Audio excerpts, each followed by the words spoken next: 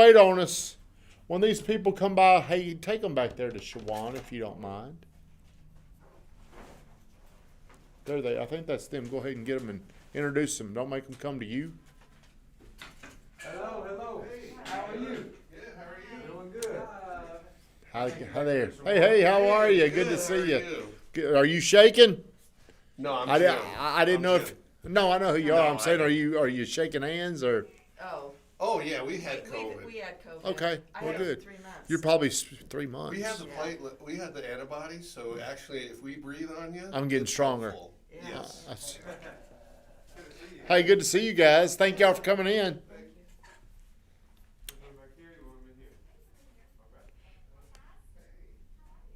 Hey, Hayden. Come here a second. Would you do me a favor? Would you tell them politely, hey, do you mind if we shut the door? We don't want to be too loud and drown them out. But you need to tell them that. Where am I? I'm looking for myself. Am I live, Van? Man, we haven't been on here. We'll probably have a weak audience because we've taken off for quite a while. But if you are on here, do me a favor. Like, comment, and share this here stream. Chris Clark, hey, you need to get back, man. Hey, we can't risk you coming over here because I'd get in trouble by the other side by letting people that have been around the COVID number 19. Where you going? Right here. Have a seat. Hey, I'm glad you're here. And tell me this show. Cowboy, where's Cowboy? Why ain't he here today, Van? I'm glad he's on the stream. Share the stream for me, Cowboy. Lorima, happy Saturday. Her first Saturday. Give her a little hand, Hayden. Give her a hand coming in here from MPHS. What is that? Oh, Memphis. Mimi said she's coming. On? Mimi's on, of course. Hey, she's a valuable viewer. So I'm starting back Saturday sales training. We were off. Hey, somebody's coming in, Hayden. Who is that? That's that right there. That's what shaking weather, man. How you doing? Well, we're starting back from scratch, and this is something that what I'm going to talk about today is the show title is Knowing Your Numbers, and a lot of salespeople do not know their numbers. Why do you think that is, Hayden? Why do people not know their numbers? Because they're not taking their money seriously or whatever they're trying to track. Oh, they're not taking it serious enough. I like that. Well, the reason why I never track numbers, and what I'm talking about is incoming leads to conversions. I never really tracked that because I didn't know that it really would help me make more money. I just thought this was like something for a different department, and one day this is something that we'll take serious. So I really neglected the numbers. I didn't understand why there was a need for measuring. And what I've discovered, if you do not measure something, I told y'all today, if you don't measure something, what happens? It gets worse. It gets worse. If you don't measure your conversion rates, if you don't measure things in the sales process, it will get worse. And I think if we go back in here and we look at things, I think there's a lot of evidence that point to that's a truth. It's an always. If you don't measure it, it always gets worse. Do you agree with that? If you're watching, let me know if you agree with that. So I'm going to give you I'm just going to tell you what I've learned probably in the last month is I've written down 7 things, and there will probably be some things that I add to it.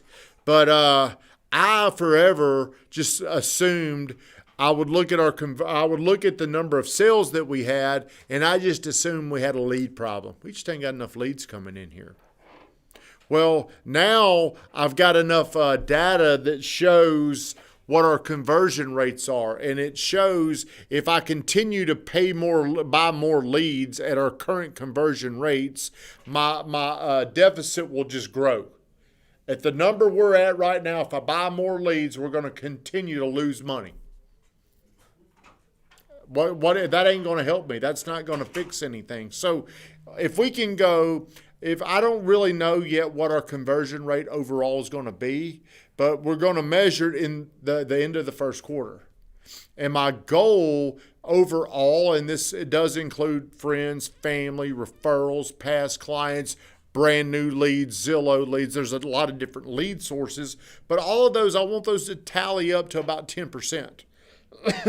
So we're really going to track that. So the number one reason why you need to know your numbers, Hayden, where are you going? You're all over the place today, man. Get stable, dude. Get stable. Do you know why you need to get stable? You start improving. You start improving when you get stable. You ain't paying any attention right now. Denise, happy Saturday. GTT is out an Adidas ND. Hope you and Mrs. are both rocking sales. Thank you very much. It is an Adidas Notre Dame. I probably had this thing 10 years. Probably smells good, doesn't it? Tough. It's tough. So the number one reason why you need to track your numbers, they will wake you up. Do you know what I mean by that? How many of you have you're bigger person, fat, like me? See, my body, it wants me to be a fat guy. Hey, mama, what's shaking? My mama's on here. Say hi, mama. If you're a fat person, the last thing you want to do when you eat is go weigh yourself. Then you go in there and you weigh yourself, and if it's a heavier number, it wakes you up. If you're scared to look at your bank account and you finally look in there and it's like nothing in there, it wakes you up. How many of you have been exposed to something that just woke you up? I think everybody has. Well, whenever you start tracking numbers, they're probably going to wake you up because of why? Because if you're not tracking it, you're probably not where you think you are. If you're not tracking it, it won't be very good. I guarantee you, the people out there that are not tracking things are going to have bad results. So whenever you track these things and you look at them, we asked Drew, how many leads have you had in the last 45 days, Drew? Maybe 25. That's what he said. I know exactly what he said. Maybe 25. We looked in there. How many leads was it? Do you remember? 57. And I said, hey, let's email all these leads to him. Let's let him see this. How many of them has he converted? Now, 45 days is probably too short of a cycle it's not enough time to really judge him on that. That's why I'm stretching this out to the first quarter. But how many of them has he closed? None.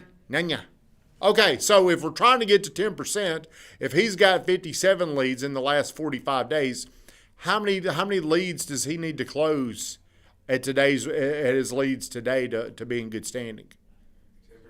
10%. 10% of 57 is how many? Hayden, your damn math it's terrible. I don't know what's wrong with you. I need to talk to Mimi about your math. 10% of 57. Oh, here's a lead coming in. Do you know how to do it? Are you ready? I'm ready. Get out there. Let's see what you got. So 10% of 5.7 leads is about 6 deals he needs to close. But how many leads will you have by the March 31st? It'll be more than 57. Now, here's what Drew's going to do. I'm going to go through this number two. Number one, it's going to wake you up. Number two, here's what this is going to do. I hate when I got real creative last night and I wrote my notes and they suck right now. I can't read it. They will give you courage to take more action. Does that make sense, Van? Knowing he's behind, now the thought of losing the ability to get leads will give him enough courage to start following up with these people. So him and Josh started double teaming this lead that was in there. I don't know how many times in the last 3 days they reached out to him. Do you remember? With texts, with phone calls? I forgot what it was, but maybe 12 times. Imagine if they were reaching out to all their leads like that. Would they have a higher probability of talking to somebody? What do you think, Van? For sure. Speak up. Yes. You're a guest. You're on the show now. Van said good morning. Say good morning back. But a lot of times when you've got these leads in there, people for some reason they stop calling them. Why do you think they stopped calling them, Van?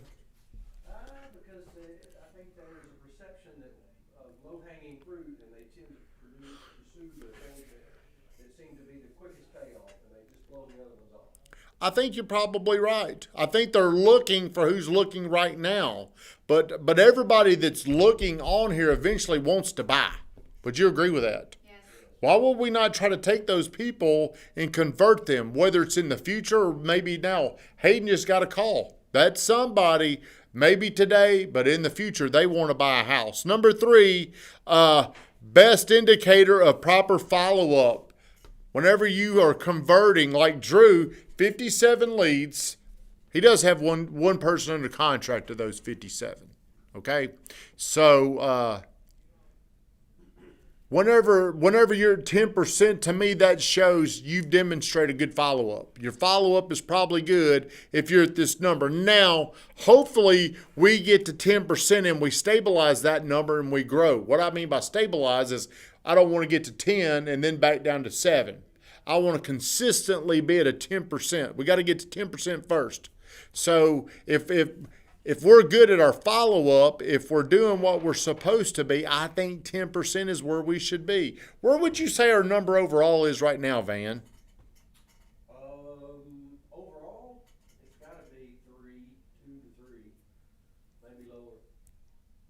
You're asking about conversion rates, right? Yeah, overall conversion rates. Ours is very low, but the paying attention to the numbers. See, I wish I would have understood 5 years ago how important this is. It really changes behavior of how you treat these leads when you're tracking them. Number 4, it establishes who is working best. What's working the best? Who's working the best? Good morning, Seabold. How are you, friend? Right now, we don't have enough data in there to really know who is working the best. We do know what is working the best. I think we've gone back and we can track what is working the best. Van has got all that stuff out. How did that lead go? Very, very good. What's the story? The story is we're gonna meet today at 1. Now look, here's how we're going to do this. And since we've got Larima in here checking up on all this stuff, Hayden just got a lead. Okay? Now what Hayden needs to do immediately, the way he takes care of this before he meets that person will be a huge predictor on how you close this person. Write in your notes right now. Where are they looking? Where do y'all want to go show them? I don't even know where it is. I didn't even get that. Okay, well that don't matter. But all right, well, let's go ahead and put in your notes what you're going to do. Now you need to write in your notes what your game plan needs to be. What would you like to accomplish when you go out there and meet him? And then after you do this, you need to have, hey, here's what we did. Here's where we are. Do you understand what I'm saying? Yes, See, in the old days, you would just have this lead. You'd go out there and meet him. There wouldn't be any note in place. He would probably just follow up on him. You need to go ahead and put a note in, and you need to put a task in. You need to do all that right now. Larima can now see that, and she can hold you accountable to this lead. This is just something I didn't worry about. I didn't think about. Why are you not doing it right now? Why are you staring at me? I'm listening to you. Well, I want you to do that right now. You gotta. Need to go in, You need to though. log a call. Who needs to log it? Instead of doing it under notes, Direct, you Yes. have to do it on your computer. log the call. Go ahead and do it. See, this is all foreign to us. This is the way we're going to grow our conversion business up to 10% by doing this, by doing these little details. When's the best time to do the detail work? Immediately. Now. Always now. It's never a good idea to put this off. Is it a Miller? I mean, A okay. Number 5, it gives a clear strategy for the future. See, whenever you're paying attention, we should have something. Now that I'm sitting here thinking about this, we really should have about a 5 to 7 step strategy for this person. You should see it now in your pipeline.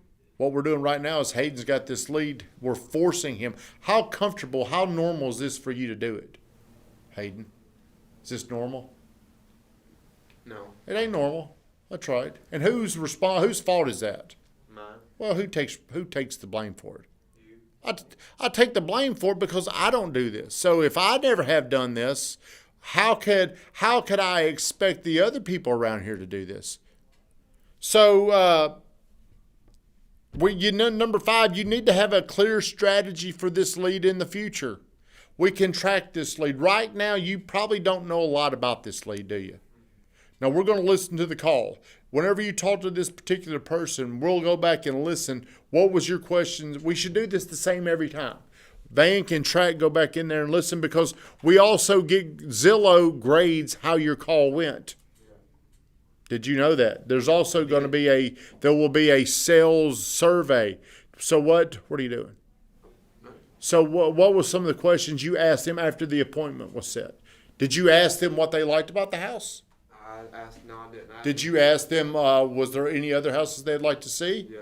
Did they say anything? They said, well, we'll talk about it when we get at our appointment. Okay, so they were wanting to go to look at this today. That's probably an indication they're pretty serious right now. When people call you, they're pretty damn serious. Remember that. And then I asked him because he was asking me about the asking price, the listing price.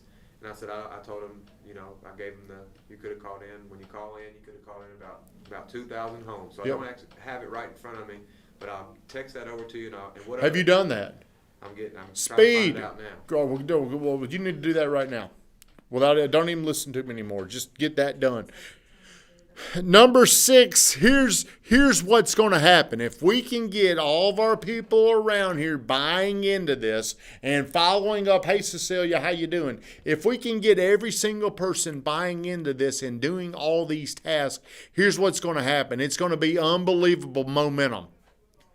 If we've got 10 people, imagine what it's going to be like if we've got 10 people doing it the way they're supposed to. This will be the biggest month that we've ever had, I think, or it's going to be definitely one of the biggest months that we've ever had. But it's really not things that we went out and killed. These are things that I've already done last year that are paying off this year. But in the future, when there's 10 people, we're going to sell maybe close 28 houses this year. I'm very proud of that. I mean, that's a really big number. But in the future, imagine what it's going to be like if 10 people are doing what they're supposed to. And some people are doing 1 deal a month. Some people are doing 2. Some people might do 4. Imagine what it could be like if there's 10 people doing this. 1 month, we might be hitting a number like 35. That is going to be possible. It is possible to find 35, for us to find 35 deals. Hey, quit looking at me. Just get them that information. Remember, speed is certainty. Number 7 gives you a clear target to shoot for. And this is something that I really will spend a little bit more time on. What's going to happen whenever you have these targets, whenever you know what you've got to accomplish, and once you've exposed to yourself what the truth is? Damn, I'm only converting 0.025% of these leads. Now you've got a target of 10%. Here's what's going to really happen to people. They're going to really become more urgent. They're going to develop new awareness. They're going to stop being so casual about things. The casual person loses. This year I have come in and I've made a commitment to increase the intensity. Do you feel a little more intensity in January, Josh, or Van? Yeah, for sure. Do you feel a little more intensity? Well, we're off to a good start. I don't want to waste that and start coasting. Casual people do less. Laid back is not what we're looking for. Whenever you're laid back, whenever you're casual, it just takes you more time to do things. And then the more time it takes you to do things, the less you get done. So every morning I'm tracking this. 8:30, we're doing the morning grind. 9 o'clock, and I ain't talking about 9:01. I'm talking about 9 o'clock. We're going into role play. 9:30, Larima takes over. What do you do at 9:30? Go over all the leads and if they take proper notes and stuff like that, making sure they're following up. Okay, so here's how I'm gonna become extreme. If somebody comes in and they're talking to me and I didn't know they were coming in and it's 8:30, what do you think I would do to them? Could you hold on for a second? No, hey, I gotta go. At 8:59, if you know we're doing something at 8:30, quit doing something at 8:28, 8:27. If you know we're doing something at 9 o'clock, don't do something at 8:58. You got to become one track. You've got to fight for your time. And then you've got to be very productive. You've got to be very intent. You've got to be very focused. You cannot be casual with your time. Chris Clark, with the years aside, what you did then and paying off now lines up with exactly what you're saying. Perfect example. I don't know exactly what you're saying there, Chris, because maybe I ain't reading that. What is he saying? I can't see it. The comment. You can't? Huh.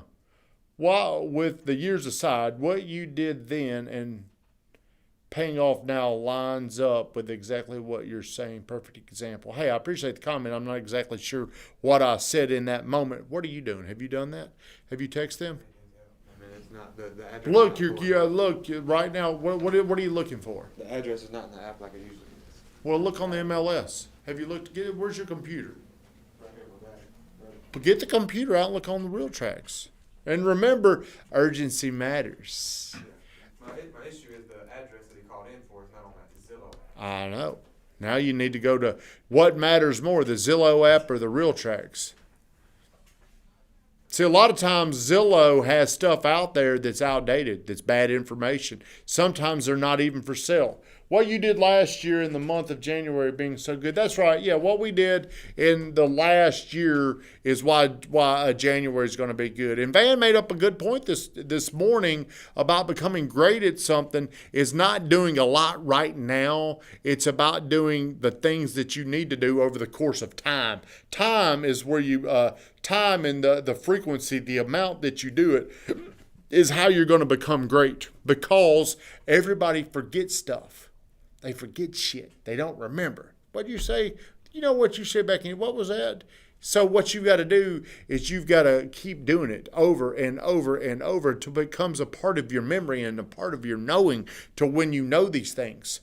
So that's the 7 reasons why you need to track your numbers. I was never a person that understood the importance of numbers. You know, I thought this is something for accounting, but the best thing I can tell you is it really changes people's behavior when they know these numbers. It forces you, like if I'm jogging and I'm trying to reach a certain time, if I'm just casually going and I look, okay, if you're wanting to do this in a 10-minute mile, you're going to have to really crank it up and maybe get down to 9:30, and I can do that. We always have a lot more that we can give. But if you don't know things, you're going to end up settling for a number that is well below your potential. You got to learn the importance of hitting targets. And targets need to be at a number that will change your life. Have you not found it? And I'm going to keep these Saturday sales training to about this time. A lot of people don't even know we're back. So if you watch this, please, Chris Clark, tell somebody to come back on here and watch it. Today, I was just talking about knowing your numbers. So if you're somebody in the sales game or in the business game, I would tell you right now how important it is to go ahead and get started and start tracking something.